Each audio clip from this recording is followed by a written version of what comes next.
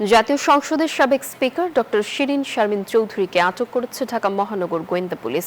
ভোর 4:30টার দিকে রাজধানীর ধানমন্ডির একটি বাসা থেকে তাকে আটক করা হয়। জিজ্ঞাসাবাদের জন্য নেওয়া হয় ডিবি কার্যালয়ে। রাজধানীর বিভিন্ন এলাকায় তার নামে 6টি মামলা রয়েছে বলে জানান উপ police commissioner NM Nasir Uddin. দুপুরে তাকে আদালতে তোলা হতে পারে। রিমান্ড চাওয়া হবে কিনা জানা যাবে পরে বলেও জানান তিনি। 2013 সালের 30 এপ্রিল স্পিকার নির্বাচিত হন শিরিন শারমিন। এরপর থেকে টানা এই দায়িত্বেই ছিলেন তিনি। শিরিন শারমিন রংপুর 6 আসন থেকে নির্বাচিত হয়ে সংসদ সদস্য হয়েছিলেন। এরপর শেখ হাসিনা পতনের 27 দিনের মাথায় পদত্যাগ করেন তিনি। নিজ বাসভবন থেকে ডিএমপির ডিবি পুলিশ আটক করে ডিবি কার্যালয়ে হেফাজতে নিয়েছেন। আমরা এ যাবৎ যতদূর জানতে পেরেছি তার বিরুদ্ধে জুলাই সংক্রান্ত 6টি মামলা আছে। জিজ্ঞাসাবাদ চলছে, জিজ্ঞাসাবাদ শেষে বিস্তারিত জানানো হবে।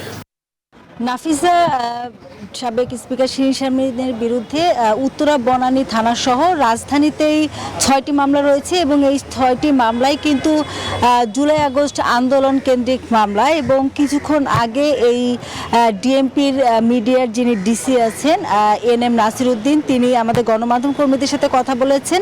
তিনি যেটি জানিয়েছেন যে এখন পর্যন্ত জিজ্ঞাসাবাদ চলছে এবং কোনো মামলা এখন পর্যন্ত তাকে গ্রেফতার দেখানো হয়নি। হয়তো কোনো একটি মামলাতে তাকে গ্রেফতার দেখানো হবে। এছাড়া এর আগে আমরা মহানগর গোয়েন্দা পুলিশের প্রধান শফিকুল ইসলামের সাথে কথা বলেছিলাম এবং তিনি যেটি জানিয়েছেন যে দুপুর 1টার আগেই তাকে ঢাকার যে মহানগর দায়রা জজ আদালত আছে সেখানে তোলা হবে এবং এখনো পর্যন্ত রিমান্ড চাওয়ার বিষয়ে কোনো সিদ্ধান্ত হয়নি। তিনি যেটি জানিয়েছেন যে রিমান্ড চাওয়া হবে না, সেক্ষেত্রে রিমান্ড চাওয়া হতেও পারে। এখন পর্যন্ত আমাদের কাছে অর্থাৎ গণমাধ্যম কর্মীদের কাছে এই তথ্যই আছে এবং পরবর্তীতে হয়তো বা আদালতে তোলার পরে তার পক্ষে কোনো আইনজীবী দাঁড়াবেন কিনা বা আদালত তাকে কারাগারে পাঠানোর নির্দেশ দিবেন কিনা সে বিষয়গুলো হয়তো বা পরবর্তীতে জানা যাবে। এছাড়া তার বিরুদ্ধে কিন্তু রংপুরে আরেকটি মামলা রয়েছে, সেটি হত্যা মামলা।